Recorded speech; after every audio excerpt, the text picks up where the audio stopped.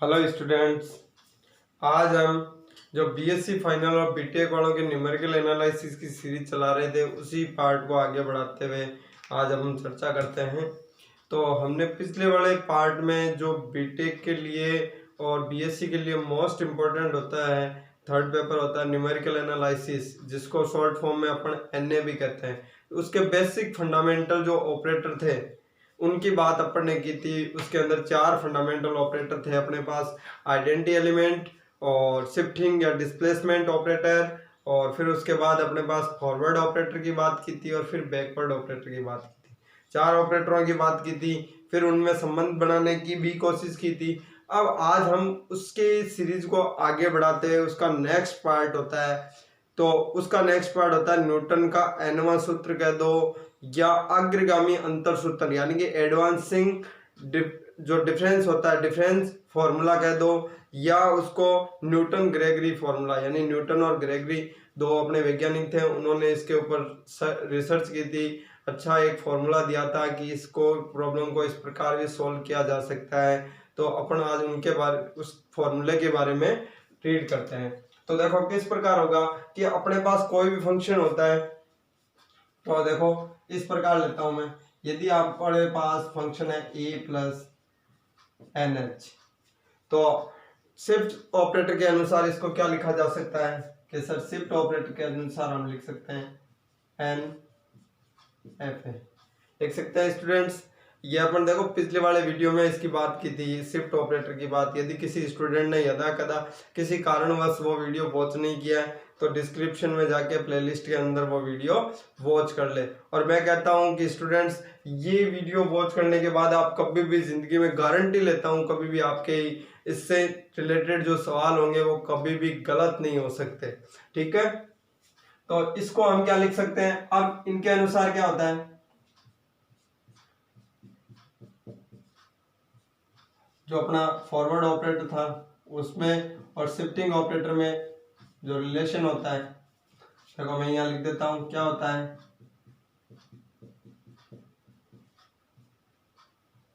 यही होता है, किसी भी स्टूडेंट को कोई दिक्कत नहीं होनी चाहिए।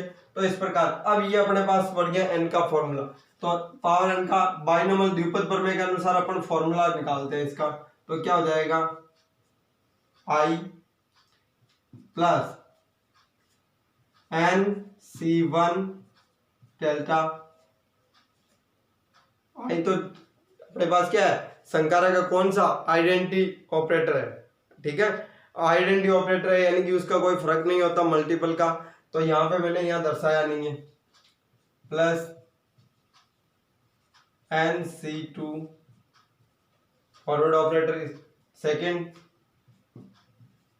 एन सी थ्री, इसी प्रकार चलते रहेंगे और आखिर में अपने पास आ जाएगा एन सी एन।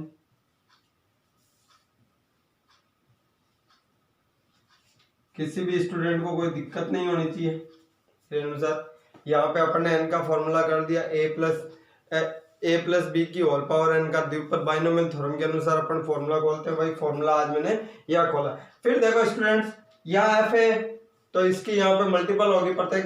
तो हमें पता है यहाँ क्या हो जाएगा I F A N C one delta जो फॉरवर्ड ऑपरेटर है plus N C two square, इसी प्रकार एन सी एन किसी भी। अब आइडेंटिटी ऑपरेटर होता है, इसके साथ कोई भी संबंध हो, किसी भी कोई फंक्शन हो, कोई चेंज नहीं होता। हमने पहले भी बात कर रखी है।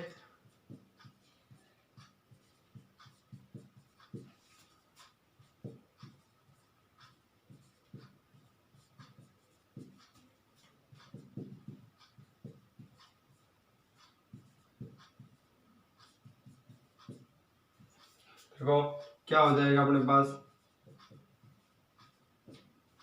ये अपने पास इस प्रकार से ये एक फॉर्मूला बन गया जिसे न्यूटन ग्रेगरी फॉर्मूला कह दो या एडवांसिंग डिफरेंस फॉर्मूला कह दो, यानी अग्रगामी अंतर सूत्र कह दो या न्यूटन ग्रेगरी सूत्र तो कह दो। किसे F A plus N H equal to F A plus N C one del F A plus N C two del square F A plus dash dash dash N C n del n F A. ये अपने पास Newton Gregory formula हो गया। कई किताबों में कई exam में अपन Y की शक्ल में दिया हुआ होता है, जैसे यदि वाई एक्स बराबर एफ एक्स ले तो यहाँ पे फॉर्मूला क्या हो जाएगा, देखो Y A plus N H, यहाँ क्या हो जाएगा Y A N C one delta Y A N C two delta square Y A dash dash N C N delta N Y A. किसी भी स्टूडेंट को कोई दिक्कत नहीं होनी चाहिए मेरे अनुसार। यहाँ से देखो इसको सिंप्लीफाई किया, वाई एक्स को हम एफ एक्स लिख सकते हैं, ठीक है स्टूडेंट, तो लिख सकते हैं, तो उसके अनुसार अपन इसको ये व्यक्त कर सकते हैं। तो यहाँ से देखो एक बार वापस रीड कर लो, Y F A plus N H होता है, वो ई की पावर एन एफ ए लिख सकते हैं, उसको इस प्रकार आई प्लस डेल्टा लिख सकते हैं। फॉरवर्ड संकारक और शिफ्ट संकारक के बीच में जो रिलेशन होता है वो ये होता है, इसके अनुसार मैंने लिख दिया।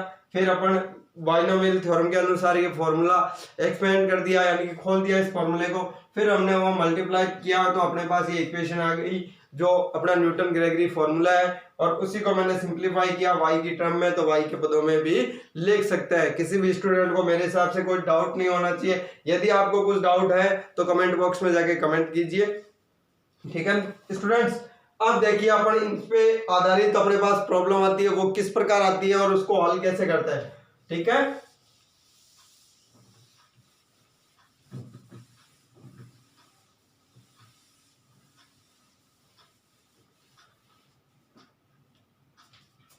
जैसे आपके पास प्रश्न आ जाए, किसी राष्ट्र की जनसंख्या यानी पॉपुलेशन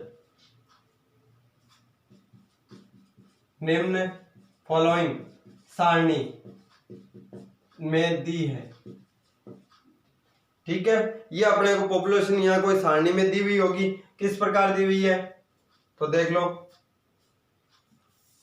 यहाँ पे आपको वर्ष दे रखी है और यहाँ पे आपको जनसंख्या, और वो भी दे रखी है आपको लाखों में। कोई भी जनसंख्या वो लाखों में दी हुई है किसी भी राष्ट्र की, अपन नॉर्मली बात है। तो देखते हैं वर्ष दे रखा है 1951 में यहाँ थी 352 लाख, 1961 में 405 लाख थी यहाँ पे, 1971 में 473 लाख, 1981 में यह कितनी हो गई 554 लाख। यह जनसंख्या दे रखी है अपने को, और साथ में पूछा क्या है वो तो 2011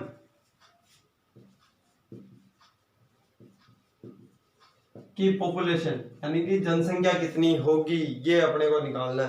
तो यहाँ से कर्मा की सीरीज होती तो अपन ने पिछले वीडियो में एक जो अपने पास फॉरवर्ड टेबल थी तो उसके अनुसार निकाल सकते हैं, लेकिन इसने तो बहुत ज्यादा अंतर पूछ लिया। तो यहाँ पे क्या करेंगे, देखो आंसर में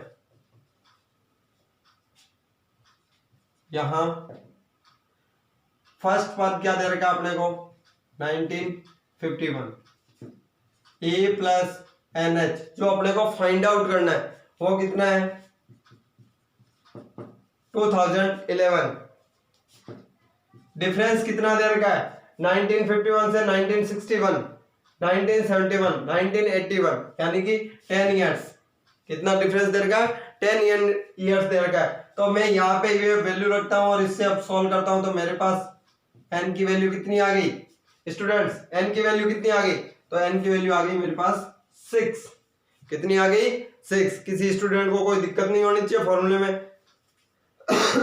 अब देखो हम इसकी टेबल बनाते हैं, तो यहाँ पे अपने पास डिफरेंस टेबल क्या हो जाएगी अंतर सारणी, इसकी बनाते हैं डिफरेंस टेबल। डिफरेंस टेबल किस प्रकार बनेगी अपन ने पिछले वाले वीडियो में भी किया था।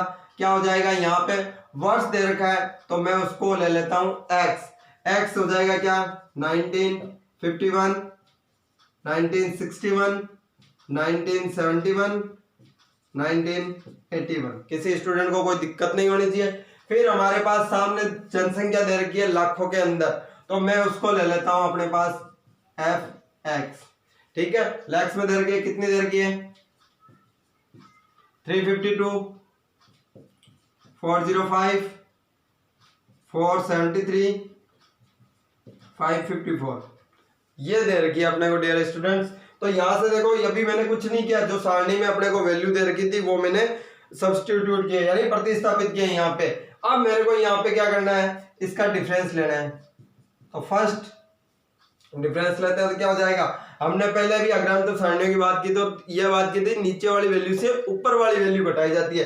तो यहां से घटाओगे तो 405 में से 352 घटाओगे कितने आ जाएंगे, तो कितने आ जाएंगे स्टूडेंट्स 53। किसी स्टूडेंट को कोई दिक्कत नहीं होनी चाहिए, नॉर्मल सी अपने पास जोड़ घटाव होती है यहाँ पे। फिर 473 में से 405 घटा दो, कितना आ रहा है स्टूडेंट्स, कितना आ रहा है, यहाँ पे आ जाएगा 68। 54 554 में से 773 473 घटाओगे तो कितना आ रहा है डियर स्टूडेंट्स, यहां से देखो वैल्यू 54 और 17 81 लिख रहा हूं मैं। मेरे हिसाब से किसी स्टूडेंट को कोई तकलीफ नहीं होनी चाहिए। फिर सेकंड, तो सेकंड कितना हो जाएगा, देखो अब इसमें से ये घटाया जाएगा, तो मेरे अनुसार किसी को कोई दिक्कत नहीं होनी चाहिए। तो मेरे पास इसका आंसर आ रहा है 15। 81 में से ये घटा दो तो कितना आ रहा है 13। किसी स्टूडेंट को कोई तकलीफ नहीं है। नेक्स्ट थर्ड डिफरेंस लेते हैं, तो ये आ गया -2।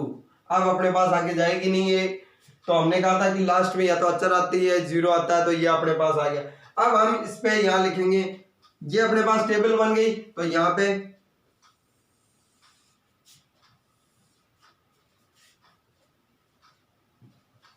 न्यूटन ग्रेगरी सूत्र, न्यूटन ग्रेगरी सूत्र लिखेंगे। तो न्यूटन ग्रेगरी सूत्र क्या होता है अपने पास y 2011, क्योंकि इसी की बात की थी अपन ने। तो देखो कई स्टूडेंट होते हैं कि सर ये से मत लिखो, पहले सूत्र लिख दो, फॉर्मूला लिख दो। तो मैं यहाँ फॉर्मूला लिखता हूं। तो यहाँ पे कितना हो गया YA plus NC1 difference FA, जो अपन YA में या किसी में बात कर रहे हैं FA में यूज कर रहे हैं, तो मैं यहाँ FA में लिख देता हूं, एक बार सभी स्टूडेंट्स के क्लियर हो जाएगा। A प्लस NH, तो यहाँ हो जाएगा FA plus NC1 delta FA NC2 del 2 FA NC3 del 3 FA। देखो स्टूडेंट इससे ज्यादा फॉर्मूला नहीं होगा, क्योंकि क्यूब तक ही अपने पास, यहां तक स्टूडेंट ध्यान रखना होता है। तो हमने ये बात लिख दी, तो यहाँ पे अपने पास वैल्यू है, तो वैल्यू पुटअप करने के बाद 2011, थोड़ा सा मैं इधर लिखता हूं, कितनी हो जाएगी, यहां से देखो FA कितनी है 1951 में कितनी वैल्यू थी 352 प्लस NC1, यहां N की वैल्यू कितनी है 6, फिर कितनी हो जाएगी इनटू, स्टूडेंट देखो ये FA डेल के साथ, तो यहां पे ये रही वैल्यू, इसके साथ नेक्स्ट वैल्यू लिखेंगे NC2 6C2 इंटू कितना आ रहा है 15 प्लस मैं यहां नीचे लिख देता हूं NC3 इंटू -2। किसी स्टूडेंट को कोई दिक्कत नहीं होनी चाहिए यहां तक। फिर नेक्स्ट यहां से क्या हो जाएगा 2011 की 352 प्लस 6 इंटू 53 प्लस ये कितना हो जाएगा 6C2 15 इंटू 15 63 कितना होता है डियर स्टूडेंट्स 20। यहां तक किसी स्टूडेंट को कोई दिक्कत नहीं होनी चाहिए। जब हम इसको सिंपलीफाई करेंगे तो अपने पास आ जाता है ये 855। तो हम क्या लिख सकते हैं, अतः राष्ट्र की 2011 में जनसंख्या कितनी हो जाएगी 855 लाख। किसी स्टूडेंट्स को कोई दिक्कत नहीं होनी चाहिए। एक दो बार वीडियो वॉच करोगे तो अच्छे से समझ में आएगा। यहाँ तक देखो इस प्रकार हमने एक अग्रांत सारणी पुटअप की थी और उसमें से वैल्यू रखी गई और वैल्यू उस फॉर्मूले में रखी गई और उसके अनुसार यह फॉर्मूला n तक चलता है। अभी जैसे अपन ने फॉर्मूला डिवाइड किया, लेकिन इसका यूज कहाँ तक करना है वो अपने को देखो यहाँ सारणी जहां तक होगी वहां तक ही इसका यूज करेंगे, ये ध्यान रखना है। नेक्स्ट एक सवाल और लेते हैं जिससे कि अपने को ये ज्यादा अच्छा हो जाए, अपना प्रैक्टिस अच्छी हो जाए। तो उसका किस प्रकार होता है देखो,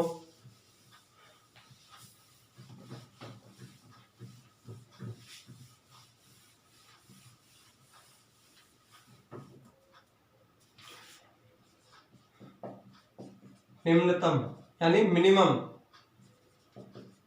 घात यानी मिनिमम अपने घात का बहुपद ज्ञात करो। ठीक है, यानी कि घात जितनी कम हो अपने पास दिए हुए आंकड़े क्या होंगे। तो देखो x की वैल्यू दे रखी है 0 1 2 3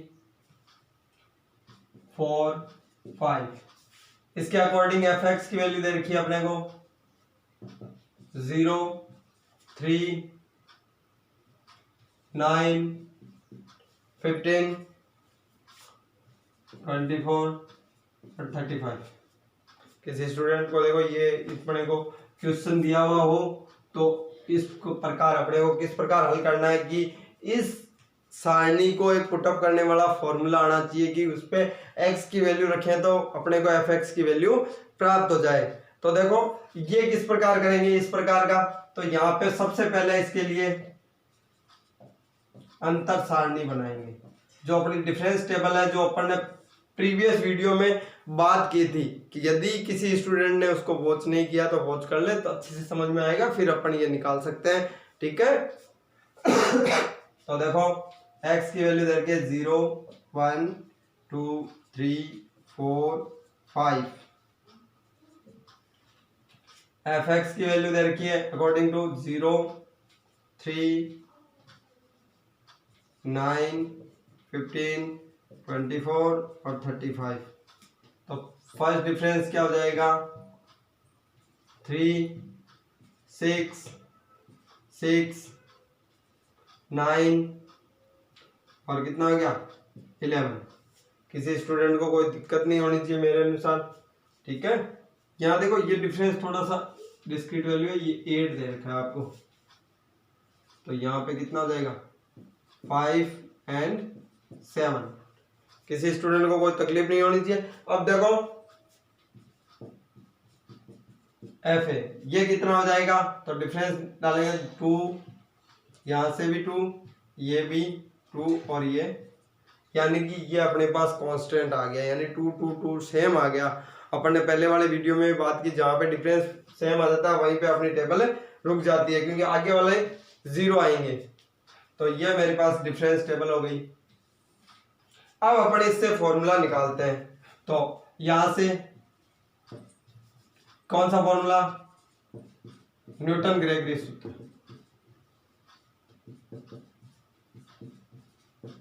न्यूटन ग्रेगरी सूत्र क्या कहता है, F A plus N H, F A plus N C.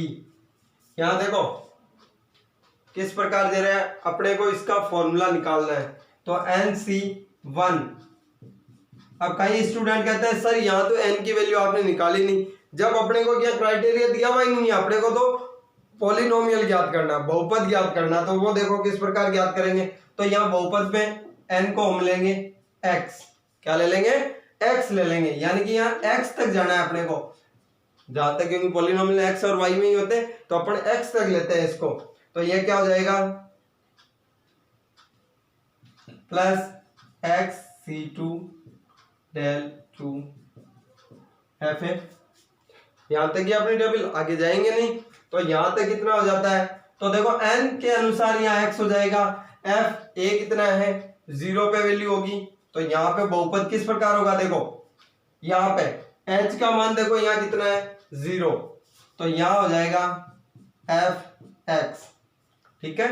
यहाँ हो जाएगा मेरे पास f, यहाँ पे a की वैल्यू कितनी है 0 plus x del f 0 plus x c2 है, कितना आ जाएगा x c2 का वैल्यू कितना होगा। कई स्टूडेंट्स होते हैं वो कहते हैं सर हमें क्या पता, आप बताओ, तो इसमें हो जाएगा x minus 1 upon factorial 2। nc2 का फॉर्मूला था, n की जगह x लिखा और कुछ नहीं लिखा मैंने, और बाकी कोई चेंज नहीं किया है 0। तो मैं यहाँ कोष्टक में लिख देता हूँ वैल्यू क्या क्या लिया अपन ने। फर्स्ट टर्म 0 थी, h अपन ने 1 लिया था, ठीक है। तो यहाँ पे अपने पास वैल्यू आ गई, तो वैल्यू किस प्रकार होगी, ये देखो इस प्रकार रहेगी। अब आगे अपन इसकी वैल्यू रखते हैं, तो वैल्यू हो जाएगी एफ एक्स बराबर 0 पे कितना है 0 x, इसकी वैल्यू कितनी दे रखी थी अपने को 0 पे, यहां से देखो 3 प्लस 1/2 x माइनस 1, और इसकी कितनी आ गई 2। किसी स्टूडेंट को कोई दिक्कत नहीं होनी चाहिए मेरे अनुसार। तो देखो 2 से 2 कैंसिल आउट हो गया, तो अपने पास रह गया 3x plus x square minus x, यानी कि क्या हो गया एक्स स्क्वायर प्लस 2x, ये अपना फंक्शन हो गया। किसी स्टूडेंट को कोई दिक्कत नहीं होनी चाहिए। यहाँ तक देखो किस प्रकार अपन ने लिया कि अपन ने एक अग्रांतर सारणी बनाई और फिर न्यूटन ग्रेगरी फॉर्मूला लिया, उसके अंदर हमने वैल्यू पुटअप कर दी। यहाँ n के लिए करना था अपने को, एक बहुपद याद करना था, इसलिए n की जगह यहाँ क्या ले लिया मैंने x ले लिया। कई स्टूडेंट होते हैं वो यहाँ साइड में लिख लेंगे n बराबर क्या ले लिया गया है, यहाँ पे x ले लिया गया है, क्योंकि पॉलिनोमियल बहुपद होते हैं अपने x की टर्म में लेते हैं अधिकतर जनरली, तो मैंने यहाँ n की जगह x ले लिया। किसी विद्यार्थी को यदि कोई डाउट रहे और फिर भी, तो आप कमेंट बॉक्स में जाके कमेंट कीजिए और सब्सक्राइब करिए, लाइक करिए, और दूसरे अपने जो साथी हैं उनको भी इस बात का फायदा मिला है इस वीडियो से, वो भी कुछ सीखे, तो इससे फॉरवर्ड कीजिए और उनको सब्सक्राइब का बोलिए। Thank you.